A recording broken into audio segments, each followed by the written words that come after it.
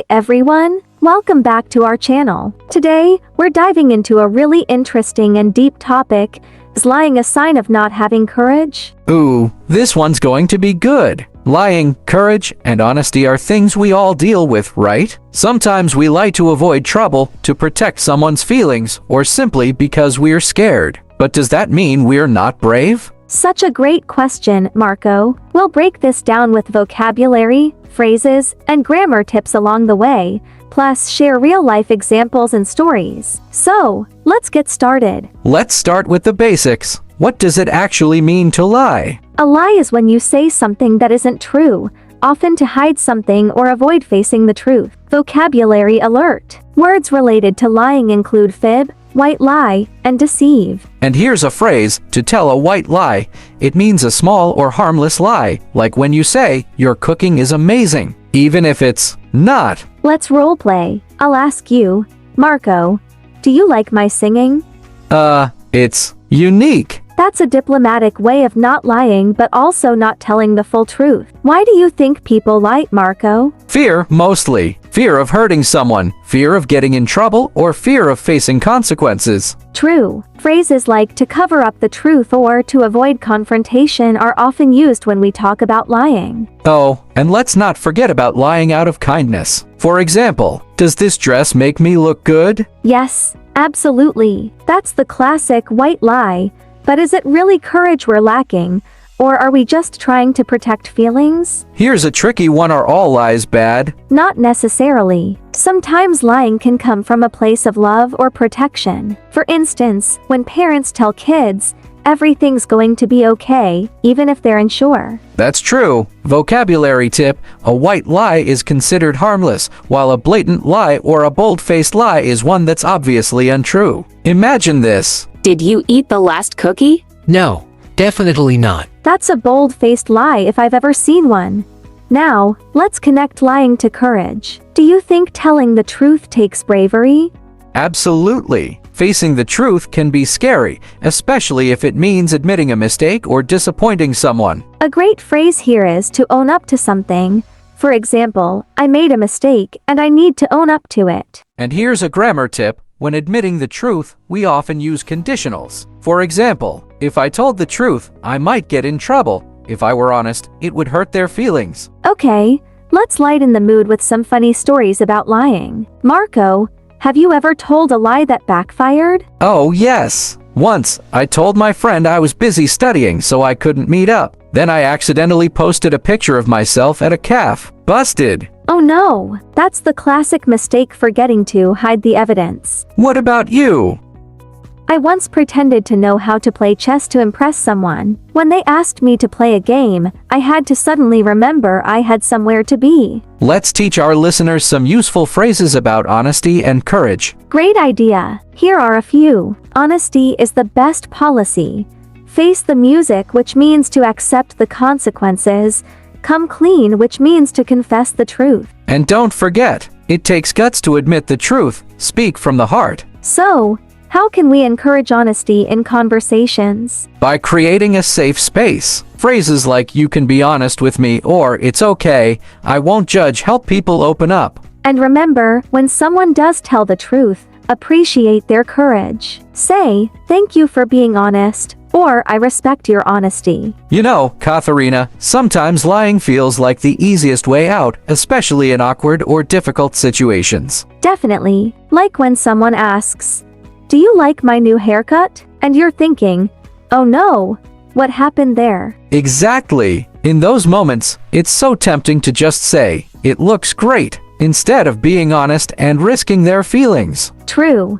But there's a balance, right? Instead of lying, you could say something neutral, like, it's very unique. It really suits your style. That's a clever approach. You're not lying, but you're also not hurting anyone's feelings. Let's talk about what happens when lies catch up with you. Have you ever told a lie that snowballed into something bigger? Oh, yes. Once, I told my boss I couldn't come to work because I was sick. Then I ran into him at the grocery store. Talk about awkward. Oh no, what did you do? I panicked and said, I was just buying soup to feel better. Laughs. It taught me that honesty is always less stressful.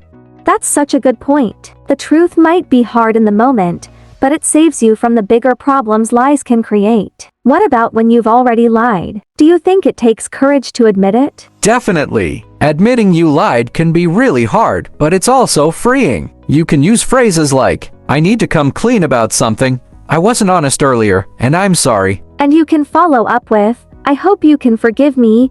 It shows that you're taking responsibility and care about the relationship.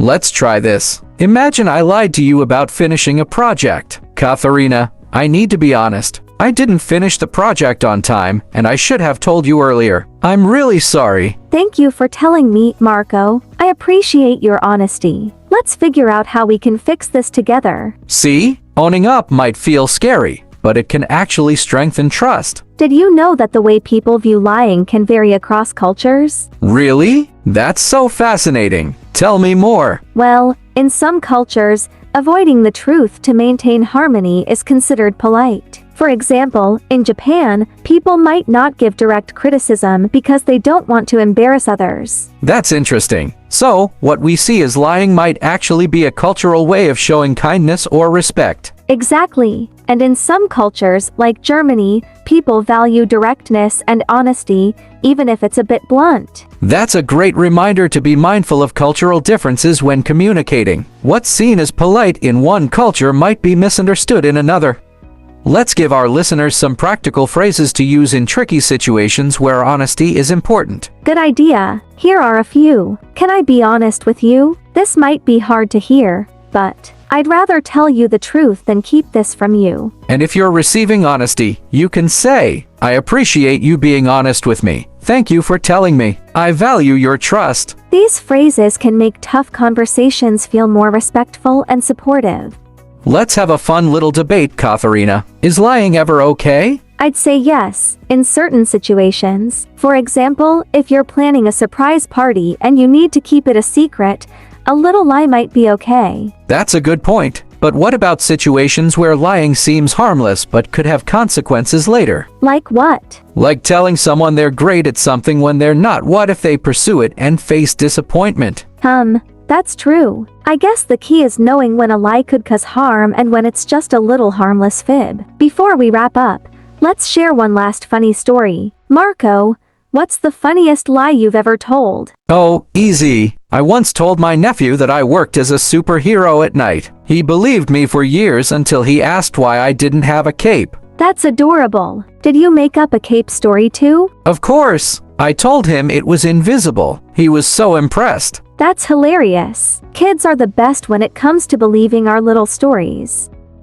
Let's talk about something important. How can we build the courage to tell the truth, especially in tough situations? That's a great question. First, remind yourself that being honest might be hard now, but it will save you a lot of stress in the long run. Absolutely. And you can prepare yourself mentally by thinking about how you'll feel after being honest. Most of the time, people feel relieved. Another tip is to practice what you're going to say. For example, if you need to admit to a mistake, you can rehearse with phrases like, I made a mistake, and I want to make it right. I should have been honest with you earlier, and I'm sorry. And remember, it's okay to feel nervous. Being brave doesn't mean you're not scared, it means you're facing your fear and doing the right thing anyway. Do you think empathy plays a role in honesty? Definitely. When you're honest, it's important to consider the other person's feelings. Being truthful doesn't mean being harsh. Exactly. Instead of saying, your idea isn't good, you can say, I think there's potential here, but maybe we can make some improvements together. That's a great point. Empathy helps you deliver honesty in a kind and constructive way. And it also shows that you care about the person and the relationship.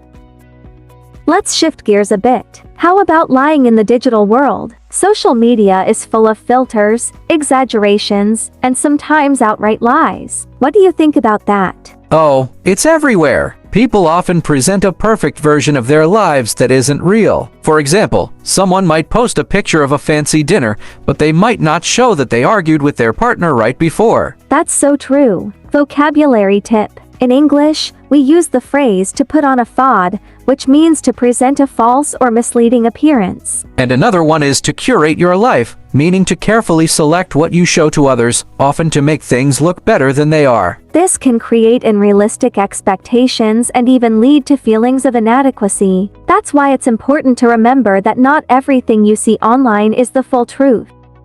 Let's talk about trust. How does lying affect trust in a relationship? Trust is like a glass once it's cracked. It's hard to fix. Even a small lie can make someone question everything else you say. True. And rebuilding trust takes time and consistent honesty. Phrases like "I'll make it up to you" or "I want to earn your trust back" can help, but actions speak louder than words. That's a great phrase. Actions speak louder than words.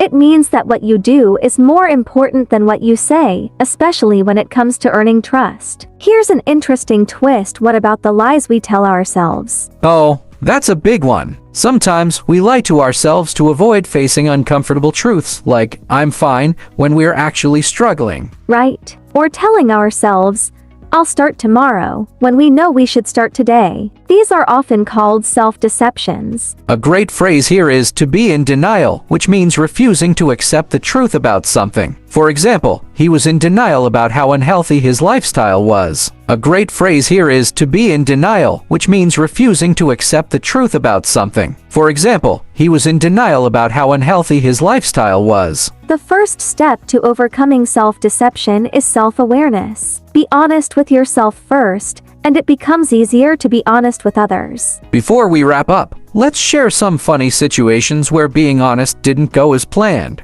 Do you have a story, Katharina? Oh, yes. Once, my friend asked if her cake was good, and I said, "It's a bit dry, but the flavor is nice." She got so upset, even though I was just being honest. That's classic. I had a similar experience. A friend asked me if his haircut looked good, and I said, "It's interesting." He never asked me for fashion advice again. Sometimes even honesty needs a bit of sugarcoating. Wow, what a deep and meaningful conversation today. We explored why people lie, the connection between lying and courage, and how to encourage honesty. Plus, we laughed at some funny stories along the way, like me getting caught at the calf and your chest disaster. Thanks for joining us today, everyone. If you enjoyed this episode, give it a thumbs up and share your thoughts in the comments. Do you think lying is a sign of not having courage? Let us know. And don't forget to subscribe for more fun and meaningful English conversations. Until next time, stay brave and honest. Bye, everyone. See you soon.